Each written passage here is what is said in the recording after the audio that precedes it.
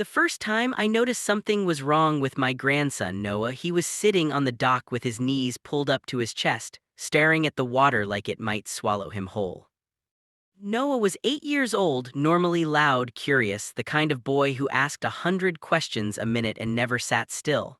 But that afternoon he was silent. His small fingers gripped the wooden planks so tightly his knuckles were white. "Hey champ," I said gently, "you okay?" He flinched at the sound of my voice and glanced over his shoulder toward the lake where his mother's speedboat bobbed softly in the water. Then he leaned closer to me and whispered, so quietly I almost didn't hear him. "Grandpa checked beneath her boat." I chuckled nervously. "Under the boat, why would I?" He shook his head hard, eyes wide with fear. "Please, before she comes back." Something in his voice made my stomach tighten. This wasn't a game, this wasn't imagination, this was real fear. "Why are you scared of your mom, Noah?" I asked. He swallowed. "Because she tells me not to look, and because at night I hear splashing and crying." My heart skipped a beat. "Crying?" He nodded. "From the lake." Just then we heard the crunch of gravel behind us. His mother, Emily, was returning from the cabin with a cooler in her hand, smiling like everything in the world was normal. Noah instantly went quiet. That was the moment I decided to look under the boat. Emily had moved back to the old lake house after her divorce. I'd helped her buy it years ago, a peaceful place meant for healing. She said the water calmed her, said it made her feel free. But now, watching Noah shrink away from her, I wasn't so sure. When Emily went inside to prepare lunch, I walked slowly down the dock. The sun reflected off the surface of the lake, making it impossible to see beneath. I grabbed a long boat hook and leaned over, pushing the water aside. At first, I saw nothing but dark shapes and weeds. Then the hook hit something solid. Metal. My breath caught. I leaned closer, squinting, and the shape became clearer. A chain, wrapped around the underside of the boat's hull. My hands began to shake. Boats sometimes had anchors, sure, but this was different. This chain wasn't attached to any anchor. It was tied to something heavy, something sinking straight down into the depths. I followed it with the hook, inch by inch. And then I saw it. A large rusted steel box. Locked. Submerged. My chest tightened. What kind of person chains a locked box under a boat? I felt suddenly cold, even under the blazing sun. Behind me, Noah whispered, "You found it, didn't you?" I turned around. He was standing there, tears in his eyes. "What's in the box, Noah?" I asked softly.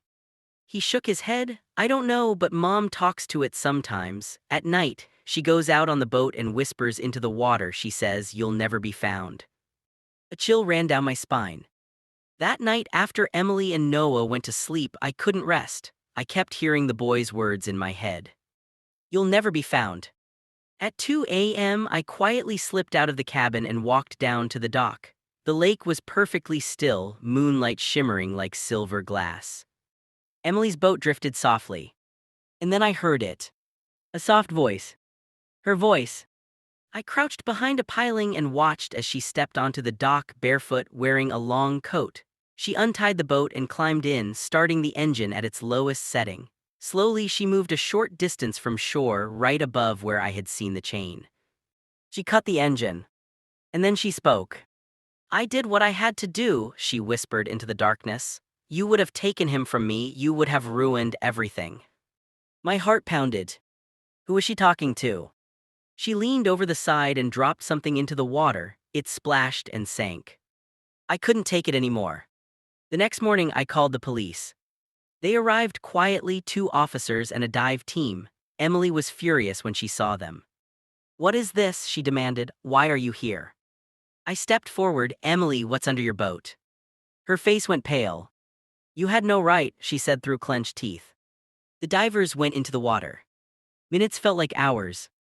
Then one of them surfaced, pulling the chain.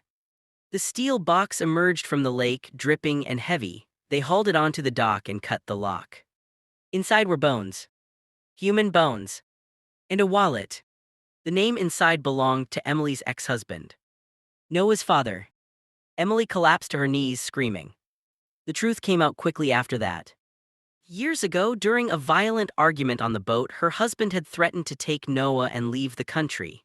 In a moment of rage and fear, Emily had struck him. He fell, hit his head, and never woke up. Instead of calling for help, she panicked. She chained his body in the box and sank it beneath the very boat they once used as a family, believing the lake would hide her secret forever. But children see things adults miss. Noah had seen the chain one day while swimming. He had heard her whispering at night, and the guilt had made her talk to the water, to the man she had buried beneath it. She told him not to look. That only made him more afraid. As the police led Emily away in handcuffs, Noah clung to me, shaking. "Is Mom going to jail forever?" he asked. I held him close. "She's going to have to answer for what she did, but you're safe now." He nodded, then whispered, "I didn't want her to hurt you too, Grandpa." That broke me. He hadn't just been afraid of a secret. He had been afraid of losing everyone. Weeks later, the lake was quiet again, the boat was gone, the chain was gone, the box was gone. But the memory remained. Noah started therapy. Slowly he began to smile again, laugh again, be a child again. One evening, as we sat on the same dock, he looked at the water and said, "The crying stopped." I squeezed his hand. Some secrets sink to the bottom, but they never stay there forever.